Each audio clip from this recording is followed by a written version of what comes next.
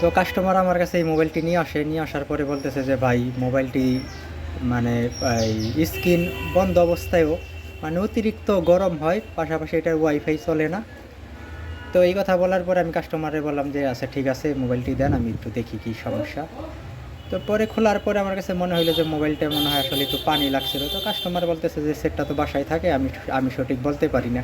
আর তাছাড়া পানি লাগার কথা না, অনেক সময় ছেলেরাও ধরে। তো পরে মোবাইলটি খোলার পরে দেখলাম যে আসলে এখানে মানে একটু পানির ভাব আছে।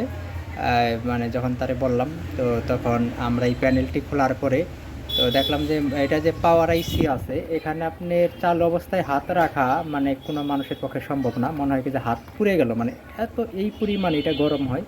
তো এখানে কোনো জায়গায় কোনো শর্টিং আছে, তো আমরা এই মোবাইলটি কাজ করে এখন দেখব। তো দেখতেই পারছেন মোবাইলটি কিন্তু এখন কমপ্লিট আছে। আর এই ছাড়াও আপনি যে পাওয়ার আইসি দেখেন একবার ইজি মোডে এখানে হাত রাখা যায়, মানে এখানে পাওয়ার আইসি কোনো গরম হয় কি না এরকম কোনো কিছুরই কোনো মানে রেসপন্স পাওয়া যায় না। মানে এখন এই ফোনটি 100% মানে কমপ্লিট আছে। এখন এটার যে ওয়াইফাই আছে সেইটাও চালু হয়।